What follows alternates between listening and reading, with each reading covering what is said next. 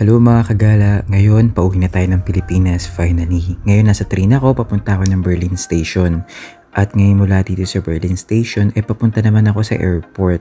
Napakatagal kasi ng biyahe ko. Pagmula kaninang umaga, alas 5 na madaling araw, alas 2 hanggang ngayong oras na to ay alas 7 na, maghihintay pa ako ng ilang oras pa dahil bukas ang flight ko ay alas 6 ng umaga. Kasi may strike dito at mahirap na mahuli at napakalayo ko pa. Mula Berlin, papunta tayo ng Belgium Airport. Ito nga pala ang Belgium Airport at alas 9 na ng umaga dito. Halos 14 hours na akong gising at mulat na mulat pa yung aking mata. At ngayon ay tatry ko ngayon ng Belgium Waffle. Syempre, hindi ako magpapahuli. Kaya lang hindi ko nakuhaan dahil pagod ako at gutom na din. Ngayon, papunta na tayo sa Abu Dhabi Airport. Nakatulog nga pala ako mga kagala dahil nga sa sobrang dami ng aking pagod, halos 4 hours din ako nakatulog. Napakaganda rito sa Abu Dhabi Airport, napaka-modern. At andito na rin talaga ang mga pinakamamahaling gamit at mga imported, kaya lang hindi rin ako makabili dahil gusto ko isip yung aking pera para sa aking pamilya. Hindi ko nga malaman bakit ako kinakabahan pero di ko alam kung may excite ako. Pero simula nung 1 week na lang bago ako mag-flight ay sobrang kaba ko. Teka nga, makapag-TikTok nga muna ako.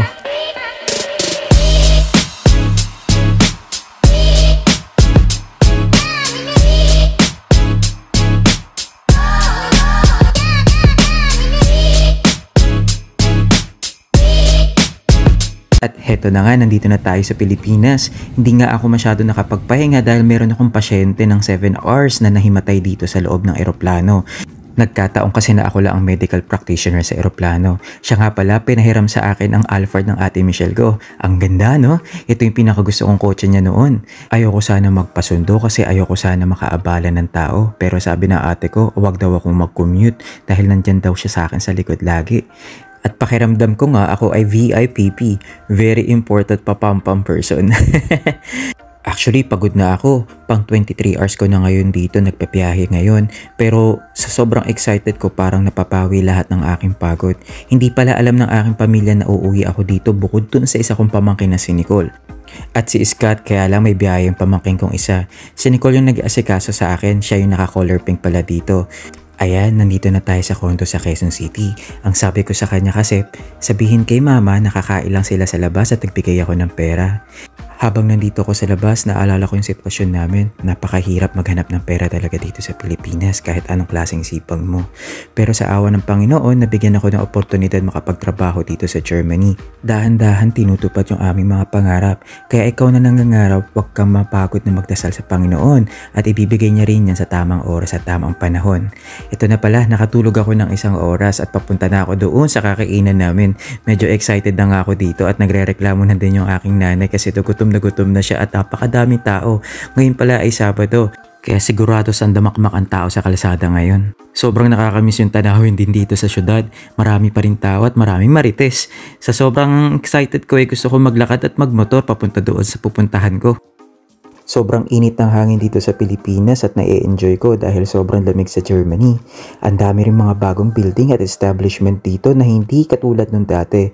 Kaya lang, andito pa rin yung mga bata at mga tambay at mga nagtitinda sa kilid ng kalsada. Nakakaawa nga silang tignan, pero at least nakakaraos sila sa pang-araw-araw nila.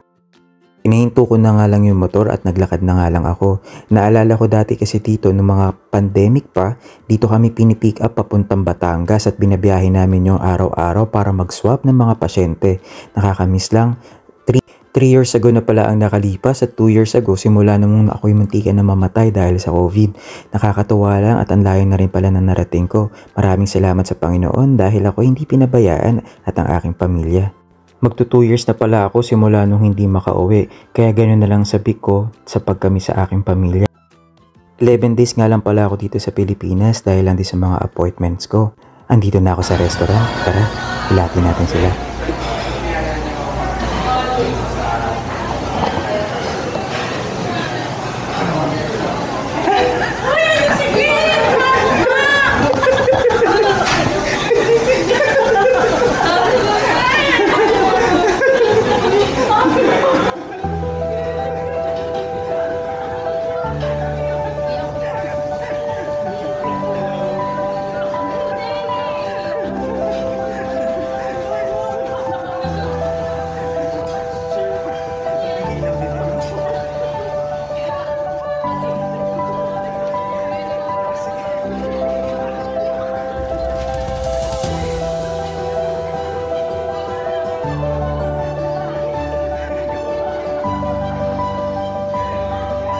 Kahit nga ako mismo naiyak din dahil sa sobrang sabik sa pagkamiss sa kanila.